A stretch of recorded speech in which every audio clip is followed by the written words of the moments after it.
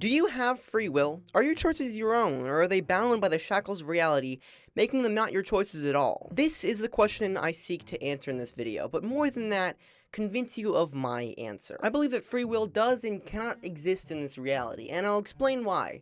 But first, what even is free will? Now, before getting into my argument, let's define what free will is, so we know exactly what we're talking about, and so I can't get strawmanned in the comments. My definition of free will is this: one's ability to act separately from their environment, to make a decision on their own. Notice that I did not say wholly on one's own because I'm seeking to prove a complete lack of free will. Not just that your decisions are influenced by your environment, but that you and your decisions are a product of your environment, as there are some things humans are usually defaultly born with. Take, for example, any of the many survival reflexes, like the grasp reflex, which is that when a baby's hand is lightly brushed, it will try to grab the thing that was brushing its hand. This, at least from my point of view, is part of your environment. The other part is nurture, the effects your environment has on you constantly, how you were raised or what you were introduced to as a child. Yes, I'm taking this from my psychology class. For example, one of my hobbies is playing the piano. Now, I do piano rather than any other instrument, like a guitar or any other combination of instruments. A big reason for this being that there was just always a piano around in my house, so I inevitably ended up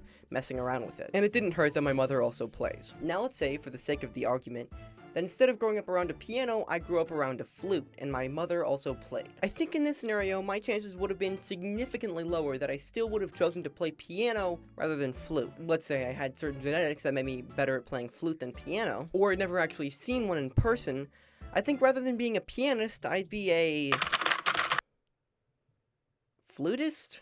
Flautist? And so to get everything straight, I think that free will is one's ability to act separately from their environment, at least a little bit, and I believe that it doesn't exist, because I think everybody is just a product of their environment. Now we can get into my points. In my opinion, one of the most compelling arguments against free will is that everything you can do can be explained by everything that happened before it. You can effectively just keep asking why. Now let's imagine that there is a counter, an apple, and a person, Bob. Bob, after eating the apple, claims that choosing to eat the apple was a free decision. But this falls short, because I could just ask, well, why did you choose to eat that apple then? And Bob could respond, well, I'm hungry.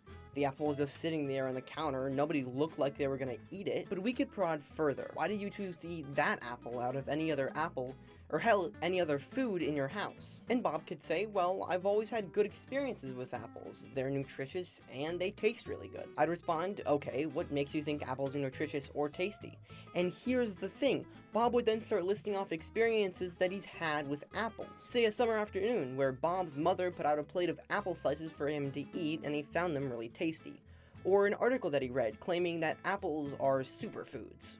Whatever that means. My point is, I could just keep prodding until Bob inevitably describes every experience he's had with apples, because they all have consequences that affect your decisions that you make every second. And then I would say, well, isn't the reason you're eating that apple in the first place just because of every other experience you've had? Because any choice you can make can tie back to any experience you've ever had. That makes your choices directly controlled by experiences. And because experiences are our only source of information, if every choice can tie back to every experience, then it is impossible that you have free will. And if you think about it, you can't really control your wants either. Wants are just more influences on your choice, disconnecting you from making a choice outside of your environment. You can't dictate if you want to eat celery or chips for a snack, at least not directly. You could change different things about your environment, say, exercise more to crave healthier foods, but we fall into the same hole. You're changing your environment, which then acts upon you. You still don't have any free will. Wants aren't free because they're tied even more to past experiences. Now, I may hear you saying, to the device of your choice, well, what about creativity? What about making something new? Unfortunately, this has the same, but notably more distinct problem than earlier. The only way you can ever create is through experience.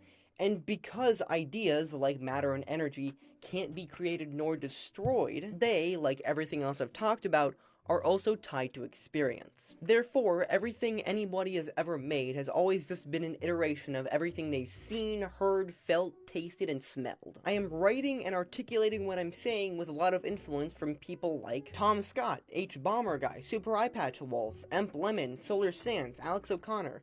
The list goes on. Everything, every particle of matter, every joule of energy, any thought of an idea, They are all iterations and basically copies of one another, of every other particle, joule, and idea. But maybe you aren't satisfied yet. Maybe you still think you can make your own decisions. Well, instead, let's look at a few arguments for why free will does exist, and we'll see if we can unravel them. Number 1. My decisions are partially influenced by my environment, but I'm still the one making the choice. Yeah, but that choice is only there, and you're only choosing it because of your environment. Your environment is literally everything that isn't you making the choice. But because that choice can't exist without the environment, and you can't make that choice without the environment, your decision has to be fully controlled by your environment. Because at the end of the day, aren't you just a piece of clay that your environment molds through nature and nurture? Number 2. Free will is about having the choice to do things differently.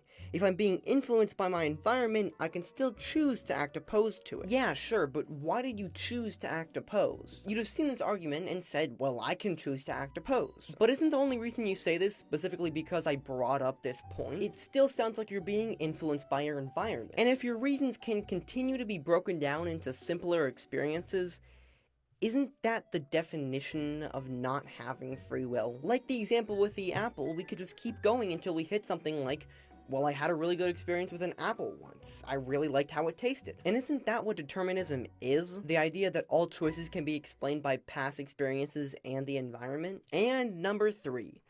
Well, I feel free. Yeah, well, facts don't care about your feelings, liberals. Take that. Yep. W for the Sigma Wolf. Sigma Wolf. On a more serious note, yeah. The feeling that you can just do anything for any reason at all is strong.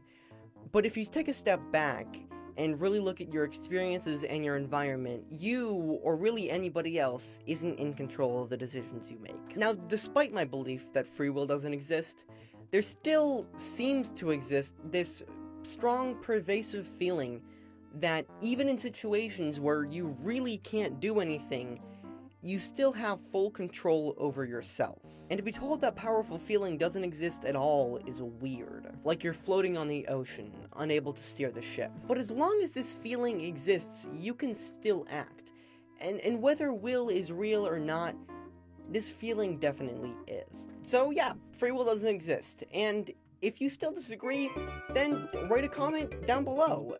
It will probably rewrite, and I am probably very wrong about a lot of things in this video that I'm not going to check.